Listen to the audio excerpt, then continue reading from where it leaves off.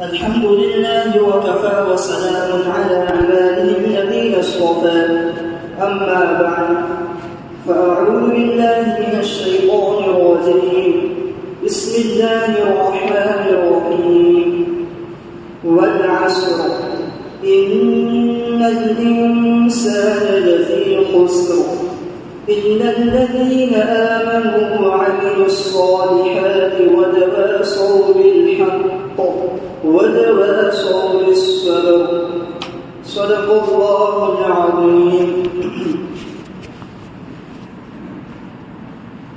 خرد نے کہہ بھی دیا لا الہ تو کیا حاصل، خرد نے کہہ بھی دیا لا الہ تو کیا حاصل، دل و نگاہ مسلمان نہیں تو کچھ بھی نہیں.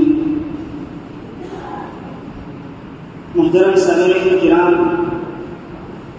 اللہ رب العزت کا بڑا احسان کرم ہے. اللہ تبارک و تعالیٰ نے ہمیں اپنے ذکر کے لیے اپنے گھر میں جمع فرمایا.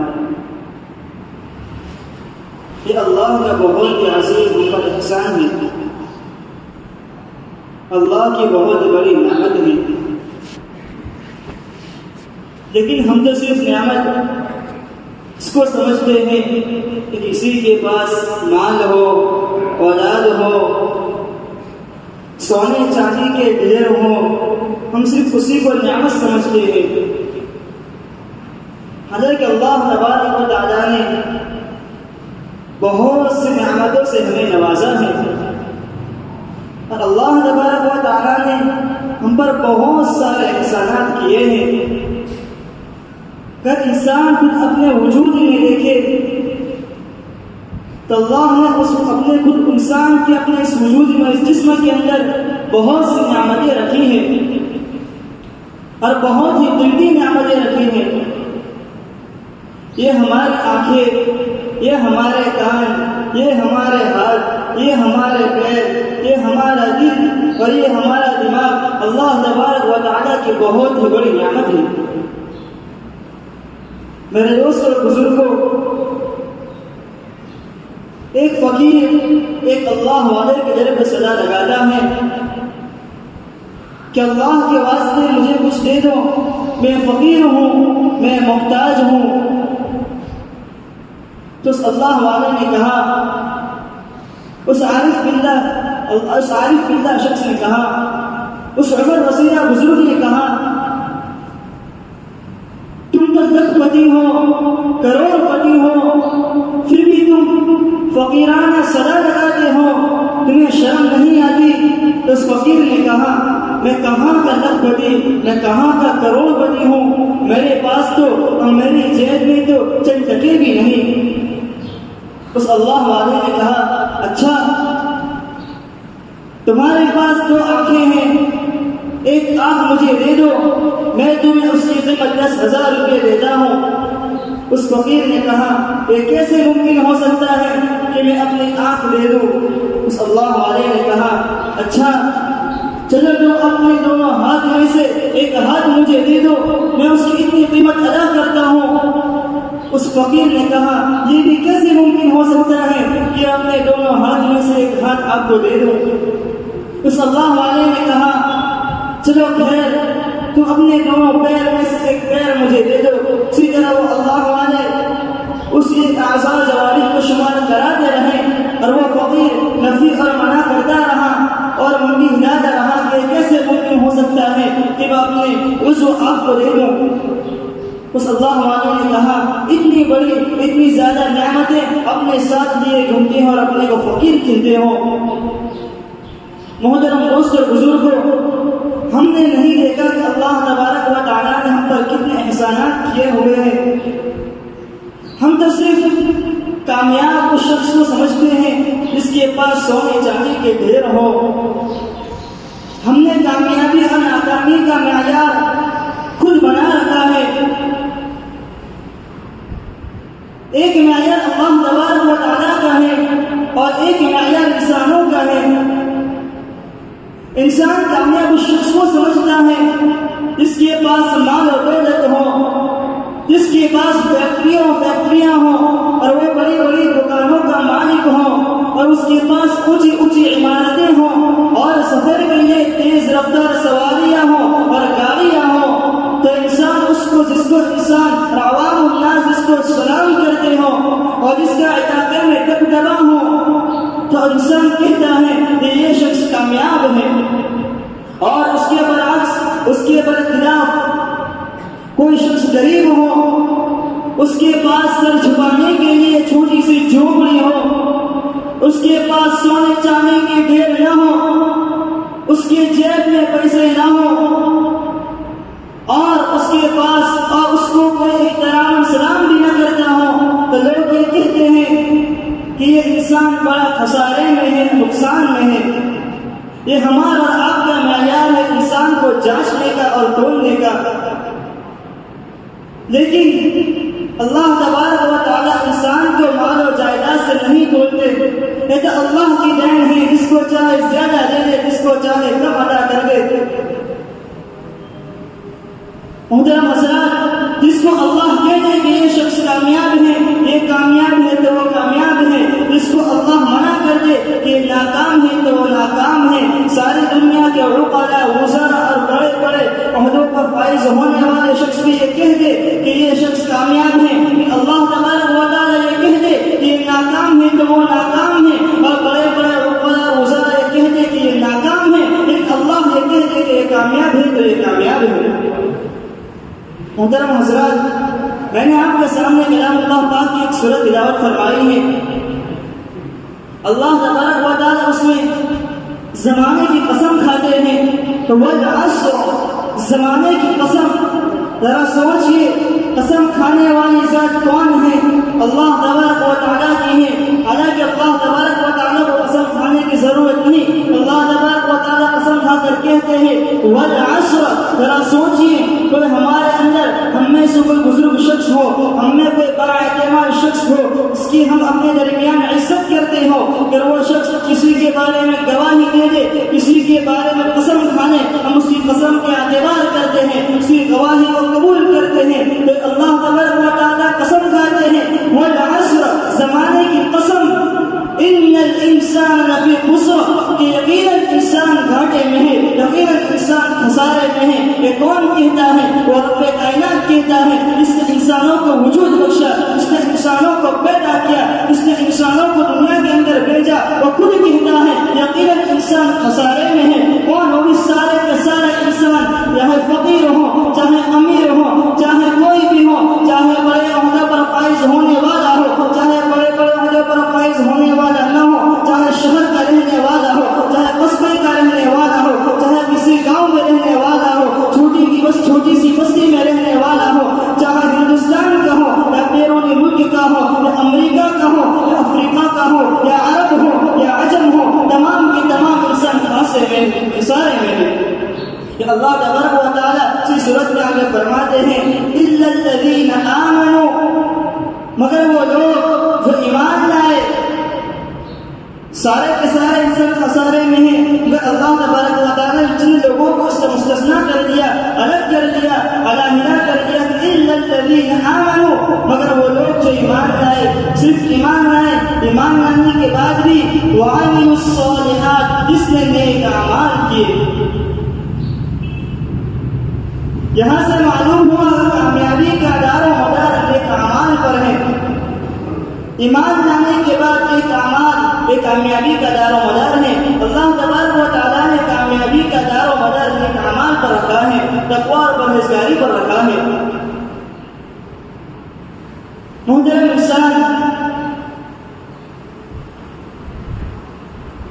محمود غزنوی رحمۃ اللہ علیہ بہت ہی بڑے بادشاہ گزرے ہیں۔ مولانا جلال الدین رومی رحمۃ اللہ علیہ نے ایک واقعہ نقل کیا ہے کہ ایک مرتبہ محمود غزنوی اپنے محل سے باہر نکلے رات کے اندھیرے کے اندر۔ پہلے کے بادشاہ کا یہ معمول تھا کہ رات کے اندھیرے کے اندر نکلتے تھے اپنا لباس بدل کر، اپنے وضاحت بدل کر، تاکہ دیکھ جائے کہ ہمارے رعایا کے اوپر کوئی ظلم و ستم تو نہیں ہو رہا ہے۔ چنانچہ سلطان محمود غزنوی اپنے محل سے نکلے، چند قدم آگے بڑھے تو انہوں نے دیکھا کہ 5 شخص ایک جگہ بیٹھ کے گفتگو کر رہے ہیں اور 5 شخص چور تھے. محمود غزنوی رحمۃ اللہ علیہ نے ان کو پہچان لیا, اپنی فراست سے انہیں جانچ لیا. جب وہ آگے بڑھے اور خرامہ جا کر ان کے پاس کے پڑوس میں جا کر بیٹھ گئے تو ان چوروں نے کہا, اے اجنبی تم کون ہو؟ چونکہ وہ سلطان تھے, انہوں نے بڑی دانائی اور عقل مندی سے جواب دیا, میں بھی تم میں سے ایک شخص ہوں. وہ چور سمجھنے لگے کہ یہ بھی شاید چور ہی ہیں, تو انہوں نے کہا ہمارے ساتھ شامل ہو جائیے. 5 سے 6 بڑے. پھر انہوں نے مشورہ کرنا شروع کیا کہ آج کہاں چوری کی جائے.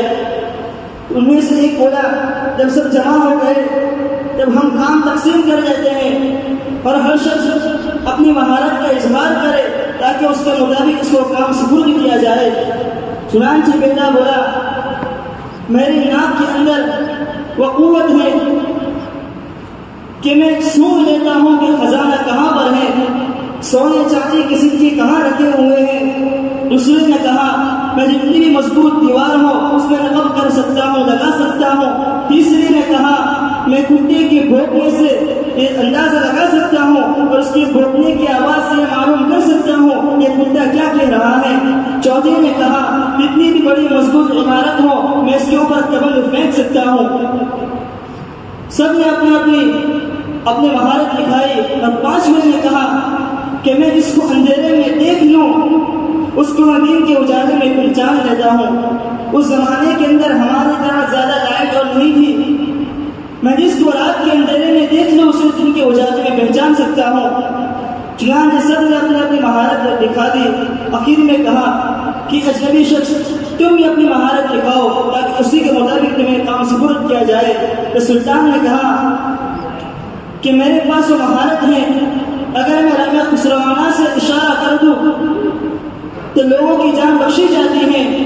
انہوں نے کہا, واہ واہ, یہ کیا بات ہوئی, اگر ہم 5 چوری کر کے پکڑا بھی گئے تو تمہارے پاس وہ ہنر ہے کہ تم اگر ایک اشارہ کر دو تو ہماری جان بخشی جائے. انہوں نے کہا, ہمارے سردار تو آپ ہی ہیں. چنانچہ انہوں نے پلاننگ کی کہ آج کہاں ڈاکہ ڈالا جائے, آج کہاں سے چوری کی جائے.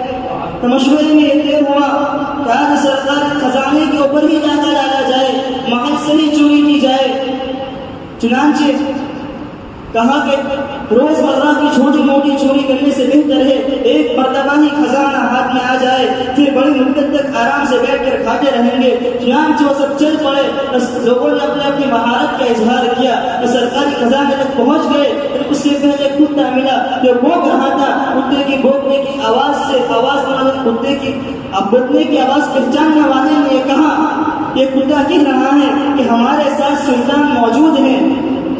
لوگوں نے بات کو سنی انسنی کر دی اور سکوں کی چمک دمک پر خزانے نے انہیں ایسا لالچی بنا دیا تھا وہ آگے بڑھتے رہے. علامہ جلال الدین رومی رحمۃ اللہ علیہ فرماتے ہیں, انسان بھی اسی طرح دنیا کی وضاحت دیکھ کر, دنیا کی رنگیلی اور زینت کو دیکھ کر اس کے دھوکے میں آ جاتا ہے اور وہ اسی کی طرف قدم بقدم بڑھتا رہتا ہے. دنیا اس کو دھوکے میں ڈال دیتی ہے. چنانچہ وہ چور آگے بڑھتے رہے اور کمن ڈالنے والے نے دیوار پر کمن ڈال دی اور نقب لگانے والے نے اپنے نقب کو لگا دیا. چنانچہ جب سب لوگ خزانے پر پہنچ گئے اور سون کر بتانے والے نے کہہ دیا کہ خزانہ وہاں موجود ہے, خزانہ چوری کر لیا گیا. سب لوگ واپس آ گئے, خزانہ تقسیم کر کے اپنے اپنے مکان پر چلے گئے. سلطان نے بڑی فراست سے اور عقل مندی سے ان کے گھر کا ٹھکانہ معلوم کر دیا. جب صبح ہوئی تو سلطان نے پولیس کو حکم دیا اور اپنے سپاہیوں کو حکم دیا کہ جاؤ فلاں فلاں مقام سے فلاں فلاں شخص کو پکڑ کر لے آؤ. چنانچہ لوگ گئے, پولیس گئی اور انہیں پکڑ کر لے آئی. انہیں کہا کہ میں خود ان کے اوپر گواہ ہوں, تم اس کی گردن اڑا دو, ان کو مار ڈالو, قتل کر ڈالو. میں ان پر گواہ ہوں کہ انہوں نے سرکاری خزانہ چوری کیا ہے. جب جا کر ان کو بتایا گیا کہ سلطان تم پر خود گواہ ہیں, تم نے سرکاری خزانہ چوری کیا ہے, تمہارے جان مارنے کا حکم ہے, تو وہ خواہش باختہ رہ گئے جیسے کہ ان کے جسم سے خون ہی سوکھ گیا ہو. ان میں سے لوگ کہنے لگے, ہمارے سلطان نے ہمیں مارنے کا حکم تو دے دیا لیکن ہمیں قدرے سلطان سے بات کرا دیجیے. ان کی آخر خواہش تھی, پوری کی گئی. سلطان کے پاس حاضر کیے گئے, سب رو رہے تھے, معافی مانگ رہے تھے, لیکن ایک شخص ہنس رہا تھا. سلطان نے کہا سب رو رہے ہیں, سب معافی مانگ رہا ہے, سب ہاتھ جوڑ رہے ہیں, تم کیوں ہنس رہے ہو؟ اس نے کہا میں وہ شخص ہوں جس کو رات کے اندھیرے میں دیکھ لیتا ہوں, ان کے اجالے میں پہچان لیتا ہوں. میں نے تمہیں رات میں دیکھا تھا, تم وہی ہو جس رات میں ہمارے ساتھ اجنبی آنے والے شخص تھے, تم وہی ہو, یعنی تم سلطان ہی ہو. میں نے تمہیں پہچان لیا ہے. اب ہم سب نے اپنی اپنی مہارت کا اظہار کر لیا, اب تمہاری باری ہے, تم بھی اپنے خسروانہ سے اشارہ کر دو اور ہمیں معاف کر دو. سلطان نے کہا اے بے وقوفو, اے نادانو, اسے تم ہنر سمجھتے ہو, یہ تمہاری بربادی کا سبب بن گیا. صرف ایک چیز جو آپ تھی اسے ہم نے جس نے مجھے پہچان لیا, اور آج اسی کی وجہ سے تمہاری جان بخشی کی جا رہی ہے. سلطان نے سب کی جان بخش دی. علامہ رومی رحمۃ اللہ علیہ اس واقعے میں یہ سبق دیتے ہیں اور یہ فرماتے ہیں کہ انسان اگر اپنے حملے کی آنکھ سے اللہ کی معرفت حاصل کر لے گا, اللہ کو پہچان لے گا, تو انسان اس دنیا کے اندر کامیاب ہو جائے گا. اور جو انسان اپنی اس آنکھ سے اللہ کی معرفت کو حاصل نہیں کر سکے گا اور اعمال صالحہ نہیں کر پائے گا اور اپنی زندگی کو بہتر سے بہتر نہیں بنائے گا اللہ کی معرفت حاصل کر کے, تو وہ یقیناً وہ شخص ناکام ہے. محترم حضرات, اللہ تبارک و تعالیٰ نے چار سرکاری گواہ رکھے ہیں. انسان جب بھی گناہ کرتا ہے تو چار سرکاری گواہ اس پر چار سرکاری گواہ بنائے بغیر ہی اس پر بن جاتے ہیں. ایک سرکاری گواہ انسان کے دونوں کندھے پر بیٹھے ہوئے فرشتے ہیں جو کرام کاتبین کہا جاتا ہے. قرآن نے خود اس کی تصدیق کی ہے, کرام کاتبین یعلمون ما تفعلون. اور انسان کا اس زمین کے ٹکڑے پر بیٹھ کر انسان گناہ کرتا ہے, پھر زمین کا ٹکڑا بھی قیامت کے دن اللہ جل جلالہ وعلا والہ کے وہاں گواہی دے گا, اے اللہ اس نے میری پیشانی کے میرے اوپر کئی سجدے کیے تھے, کئی نوافل کی تھی, کئی فرائض ادا کیے تھے, اور وہ بھی گواہی دے گا. اور اس زمین کا ٹکڑا یہ بھی دے گا, اے اللہ اس نے میرے اوپر ان پہ بیٹھ کر تاش کھیلا تھا, جوا کھیلا تھا, زنا کیے تھے. محترم حضرات, زمین بھی اللہ کے وہاں قیامت کے دن گواہی دے گی. تیسرا گواہ انسان کا خود اس کا بدن ہے کہ اس کا بدن اللہ تبارک و تعالیٰ کے وہاں گواہی دے گا. اللہ تبارک و تعالیٰ اس کی زبان کو تالا لگا دیں گے. قیامت کے دن ہاتھ کہے گا, اے اللہ اس نے مجھ سے فلا فلا گناہ کیے تھے. پیر کہے گا, اللہ تبارک و تعالیٰ یہ انسان مجھے میرے ذریعے سے فلا گناہ کی طرف لے کر جاتا تھا, وہ ہر روز اپنے سے کیے ہوئے نیکی کے کام اور گناہ کے کام شمار کرائے گا. محترم حضرات, ہمیں چاہیے کہ ہم اللہ تبارک و تعالیٰ کی مکمل فرما برداری کرنے والے بن جائے. میں نے جو آپ کے سامنے آیت پاک تلاوت فرمائی اس پر الا الذین آمنوا وعملوا الصالحات, کہ مگر وہ لوگ مگر جو لوگ ایمان لائے اور اعمال صالحہ کیے. اعمال صالحہ یعنی کہ اللہ نبی صلی اللہ علیہ وسلم کے بتائے ہوئے طریقے پر چلے, معاشیات کے اندر, معاملات کے اندر اور اپنی زندگی گزارنے کے اپنے طریقے کے اندر اللہ نبی صلی اللہ علیہ وسلم کی طریقے کی اتباع کی, یقین وہی شخص کامیاب ہے. اور دنیا کے اندر جو بھی بڑی سے بڑی ڈگریاں حاصل کرے, چاہے بڑی سے بڑی کالج سے وہ ڈگریاں حاصل کرے, چاہے بڑا سے بڑا ڈاکٹر بن جائے, بڑا سے بڑا وکیل بن جائے اور بڑے سے بڑے عہدے پر فائز ہو جائے, اس کے اندر دین نہ ہوگا, اس کے اندر اعمال صالحہ نہ ہوں گے, یقین وہ شخص ناکام ہے. آخر میں اللہ تبارک و تعالیٰ سے دعا ہے, اللہ تبارک و تعالیٰ ہمیں اعمال صالحہ کرنے کی توفیق عطا فرمائے اور سنت کے مطابق زندگی گزارنے والا